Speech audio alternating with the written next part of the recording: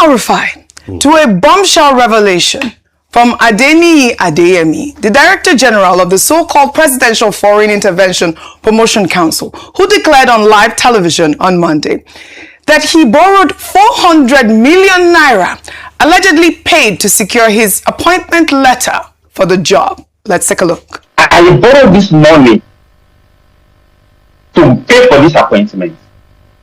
In fact, though I can tell you, they will also written to EFCC asking me to refund their money. So I'm not even here to pay the money back. I borrowed this money. They should let us face the fact and document.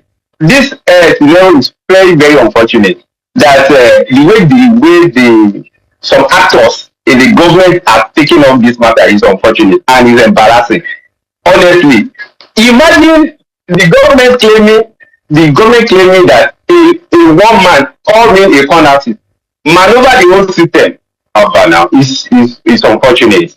All right, Rufai, many online have expressed shock that he essentially admitted to bribery on live television, while others say he's playing offensive by taking control of his story by going straight to the media. I mean, we did hear that he spoke to VDM as well. I mean, we saw that story trending, and I saw another video of VDM say, I don't believe this man at all. After I've asked him some questions, he even exonerated Femi Gbajabiamila in that clip as well. But look at this man, admitting on live television that he, paid for a letter. How is that possible? Yeah, he admitted I paid for a letter, but that's not the only thing he also said in that interview. He said a lot of things in that interview.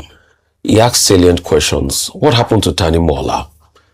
Why is it that the hotel where Tani Mola was killed was demolished afterwards and was leveled? Where's the investigative report? Where's his dead body? Can we ascertain the cause of the accident? Can we investigate a little bit further? Because this was also the intermediary. He also asked that, and he also did say that for every authorization he got, he would just call Tanimola and they will make approvals for him to be able to go wherever he wanted to go. That's where he went to the EFCC office. How come that the EFCC was ready to give him an office based on what he said that he was supposed to pay 300 million for once the institution kicked off? How come he got passes? How come he was able to get that office complex? These are the questions we've not answered. And that's why we are calling for an independent investigation into this matter. At first, you see, for us to unravel all of this, we must know the remote cause of Tani Mola's death. We must know what transpired. As he said, that why is it that a place where he died, the place was leveled? Can we, wherever Tani Mola's death body is, can it be exhumed? Can there be forensic reports and investigations? Can we know the remote and attended cause of his death? Then can we now press the investigation further, how all of these loopholes happened? Then he also talked about that he got. He said that even they said that they were going to perfect the letter when the money was fully paid. So he admitted, yes, to bribery on live television and all of that. But Tani Mola has the rhythm for us to be able to know where these monies and all of this has gone. But I think to a large extent, for integrity, you must have independent investigation. And I don't think that the ICPC will do a fair job as regards independent investigation. He just asked a lot more questions in us. But Oji, Nigeria on a cruise. We demand an independent investigation. The president has already called for one. But I was just wondering, I thought that this man was already facing a legal suit by Femi Gbajabiamila to retract his statements or face, I believe 10 billion naira, which they say that is going to go into a foundation. But we told you that we'll be reading your comments. And I'll take this comment from Noah on Leke saying, fake agency update, 400 million naira borrowed to secure an appointment. More truth will unveil itself, but trust the system. Voices will be stifled. Firstly, an appointment was given. Secondly, he actually paid for the appointment. No, please, someone is hiding something from the public. Can everyone, officers involved in this, be thoroughly investigated without fear or favor? This is just one amongst many. Hashtag. Well, thank you very much to our viewers for the comments. We're going to continue reading the comments on Leke, and we're going to continue on this story. I'm sure that the story will unfold after the president's investigation, but at this point, it is quite alarming that someone can go on live television to admit to bribery. Now to a story raising serious questions about how Nigeria spends public money.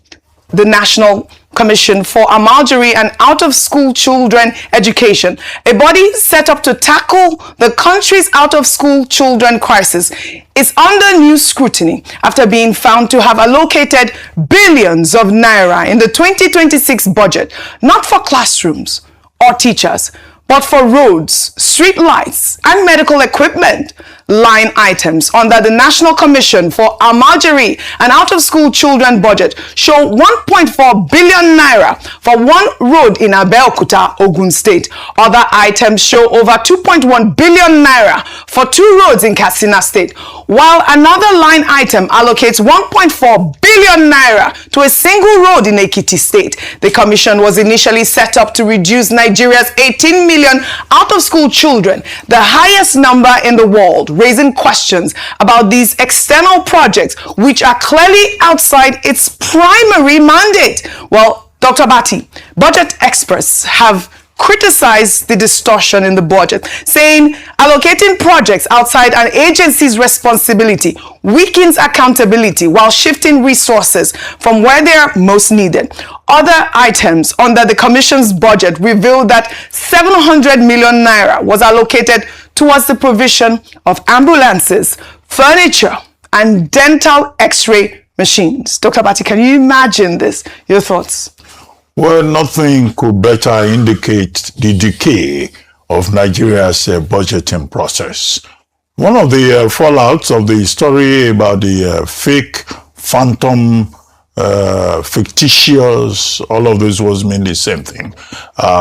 Presidential Commission on Export Promotion was about the fact that the National Assembly budgeted 1.3 billion for that particular agency, and people were wondering, how did it escape legislative scrutiny? How did the National Assembly, the representatives of the people, fail to realize that that agency was non-existent? And now Punch newspaper, in its editorial, because that story is from the Punch editorial of July 13, yesterday, pointing out what has now been identified as budgeting absurdity. And indeed, it's not unfortunate, it is scandalous.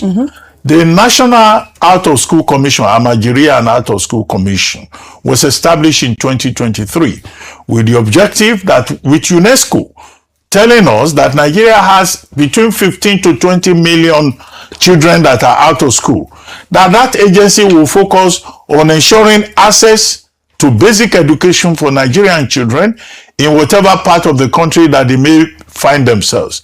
And yet, in the Punch newspaper scrutiny of the budgeting for that particular commission, it is found that this over 8 billion is for construction of roads. How is the construction of roads the job of a National Out-of-School Commission? I have never seen this. And also procurement of ambulances, X-ray equipment. What is the business of an out-of-school commission with X-ray equipment?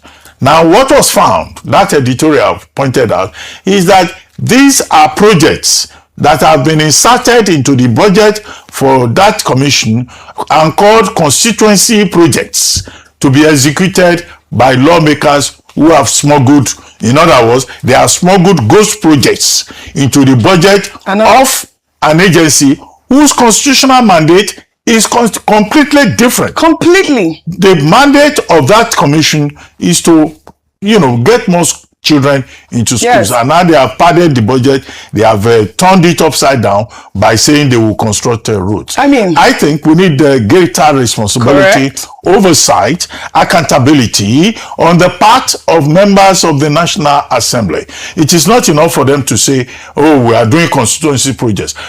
Constituency projects fall within the purview of the executive.